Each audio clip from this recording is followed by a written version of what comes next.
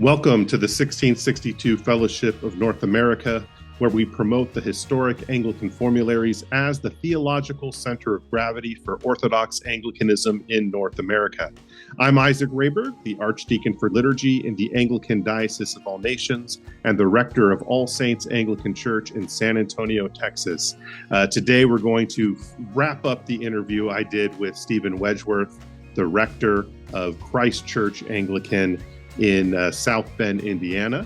The first episode, he talked about his journey from Presbyterianism. The second part of the interview, he talked about Christ Church itself. And this time, he's going to be giving some advice for those who are using the formularies, those classical formularies, particularly the 1662 Book of Common Prayer, in regular church life, and talking about some of the challenges, whether real or observed, that happen with that. So we continue again with part 3 of our interview with Stephen Wedgeworth. And so if you were going to give some advice based on your experience on the ground for why the formularies are good for church today, and maybe some practical, this is a way to overcome any of those challenges, what might some of that advice be? So, yeah, I think the first thing we have to say, and this kind of comes from our ordination vows, is we believe the 39 Articles teach the biblical doctrine. Yeah, So, that's right. That's right. I mean, that's the main reason we're interested in the 39 Articles, is they're a Yeah. way to teach the Bible, to teach the truth that was given to us by Christ and the apostles and handed down. So that's the reason for them. The reason to use the Book of Common Prayer, I think, is not quite the same. We don't think that it's exclusively repeating the scriptures, but it is still a biblical service. Yeah. It's taking either exact portions of the scriptures or biblical concepts, and then it's packaging them in a way that's appropriate for a worship service. Yeah, it's a solid 80%, biblical quotations or paraphrase. Yeah, absolutely. It is so biblical. Yeah. Yeah. And then also it provides a ordering to the community of faith. Mm-hmm. We're all going to be doing this together. We're all going to be on the same page. And so it helps you as a parish, as a group, do this job of worship and prayer, common prayer. That's what it's all about, praying in common. And so that's why we do that.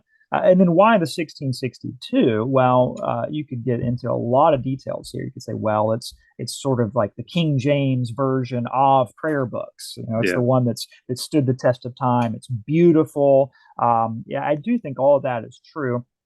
I think, though, that it is a few things. It's extremely usable. I'm always shocked by how easy it is. And that's real counterintuitive. People just assume it's not going to be because it is 400 years old. Right. But no, it is more user friendly than Yeah. anything that's modern. Yes, it has. It has sort of the least amount of customized changes that you can put on it. So, and some people don't like that. They wish they had more options. But what that does is that you figure it out. It's like right here, you know how to do it. And for some of the other services, I'm thinking of the wedding service, the Mm-hmm. funeral service, even the baptismal services. I mean, they get right down to business pretty quickly. I was really taken aback the first time I used some of those services. Like, oh wow, that just like, here's what we're gonna do. This is why we do it, and then you do it. So there, I think it's actually quite a user-friendly, easy prayer book once you get to know just how it works. Um, and I think it is the prayer book that is the most sort of full embodiment of the formulary vision. There's so many quotes and echoes from the articles or from the homilies or even the ordinal, the various prayers for clergy. You'll hear references to items that show up in other parts of the formularies. And so it's a way to take kind of the formulary ideas, but to put them into the language of prayer, the language of worship, the doxological use of our faith.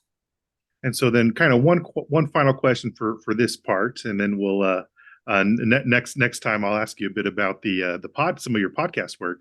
But in terms of the work at the parish itself, um, how do you incorporate the articles, the homilies, the other parts of the Mm. formularies?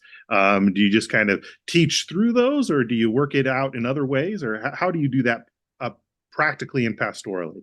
Great question. So right now, because we are a small church, we do have limited gatherings. Basically, Sunday morning is the Mm-hmm. main time people get together. We will have occasional evening services. Ascension is coming up. We're having a service for Ascension.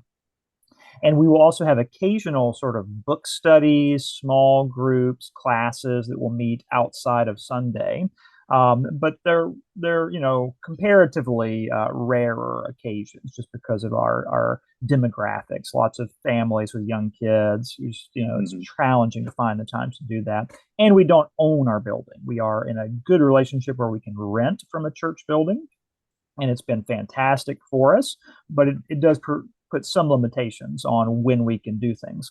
So all that to be said, the main event, the most time we have together is a Sunday morning. So when it's appropriate, I'll reference these things in the service and in the sermon. Occasionally, I will actually preach a homily from the Book of Homilies, or I will paraphrase and do my, Stephen Wedgeworth version of the homily. And people really like that. They comment about how interesting they find that, and that it's sort of just something they've never really encountered, or the homily might make a sort of exegetical argument that's just different because it's a different era. So people have enjoyed that. Also, in our catechesis, or you might call Sunday school classes, every year in the fall, because we're in a university town. We get new students, new arrivals in late August and September. We always kick up a new class for new members, and that class is largely a walk through the formularies. So Excellent. Yeah. we'll do 3 to 5 weeks through the articles, depending on how deep and in detail we go, and then maybe 3 weeks or so in the BCP, and then we'll do another week on ordinal and Anglican polity. Right, we'll just take that as a springboard to talk about Anglican polity from there. So I've done 2 years of that, and we'll be gearing up to start that again come late August and September. And so that happens every year. And that gives us an opportunity to just walk and talk through that. I've also been using the prayer book catechism. So this is an interesting little document that is not quite preserved in the later ones. I'm not sure when it was totally replaced by other ones, but in the 1662, there is a short little catechism intended for children. Mm-hmm. And anytime we have an occasion, so an evening prayer service or a service where there's a baptism or something, we'll pull that catechism into the service. I'll have people take it out, and let's read together some of the Q&As. And I've also used that as a curriculum for a children's catechesis. So right Yeah, and now, that was a feature, I think, from about 1604 until the early 20th century. yeah. So, I mean, it didn't disappear completely until Mhm. the 79 here in the States. Oh, okay. So yeah, those are so useful. Yeah. I do wish that our ACNA catechism also had the short catechism with it, Yeah. because I mean, a 200 some question catechism is very detailed, but it's not always useful for Exactly. that week to week, Yep. working with, especially, having kids memorize and things like Right. that. And so I'm actually right now doing a children's confirmation prep class. And for our group, we'll have both cases. We'll have some who are baptized and ready to be confirmed in a more conventional fashion, but Mm-hmm. we'll also have lots of families who are coming to us from different traditions. So the children have not been baptized. And so this class will work for both of those cases. And the age range is, 8, 9, 10-year-olds largely. There may be some who are a little younger, a little older, but that's kind of what I'm dealing with. And so we're just using the catechism. That's the class. Pull it out, read it. I'll talk about it, expound a little bit, make some biblical connections. But that's the curriculum. And then once we finish the class, they will have checked all of those boxes that the prayer book says you need to have to be ready for confirmation. Know the creed, the commandments, the Lord's Prayer, and topics taught by the Catechism. So it's kind of ready made for you. That's um, excellent. and it's protection for the clergy, right? If you're going to get That's up right. and say, this is the position of the church, this is the Anglican doctrine, this is what every Anglican really needs to know, boy, it's nice when you can just show, hey, I'm getting it right out of the textbook here. Yeah, um, that is a huge thing. I mean, you go to, just grab a handful of Anglican parishes and look at their confirmation prep, whether it's adult or children, and who knows where that material is coming from, and you will hear those statements. This is what Anglicans believe, and if you ask them, okay, where is this written? No clue. It could come from anywhere, and yeah, being able to go to those sources, be very ad fontes, is so important. yeah. And it's good for a guy like me who everybody knows that I wasn't Anglican, that Right. long ago. And so I have to be aware of that. People know that about me. So if I just start Yeah. shooting off, my favorite collection of doctrines and my like niche custom vision, people are going to figure that out.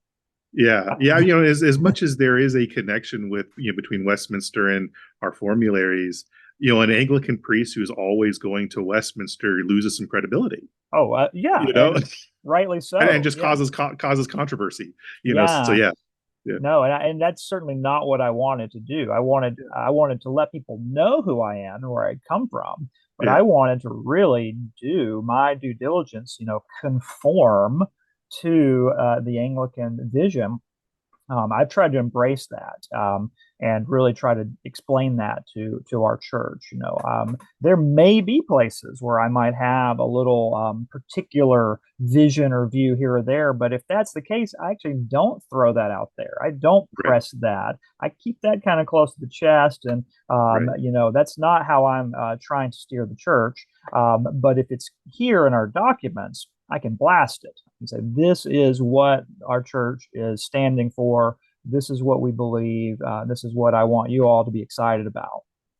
And when we look at some of those older canons, late 16th century, early 17th century canons, because there was so much controversy in those days, not unlike today.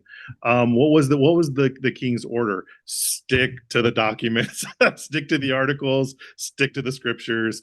Don't get into the weeds on the stuff that are just going to cause fights. Yeah, and it's a smart strategy Yeah, because the formularies, people will sometimes say, oh, they're very minimalistic. It's actually not true. They cover a fair amount of material. they do. I Yeah, mean, they really do cover a fair amount, but they're just smart about how much depth and detail they're going to require of you on each topic. And yeah. so they're really, I think, usable. We can say, hey, everybody, here it is, 39 articles. You can read those. Here's the catechism and the prayer book.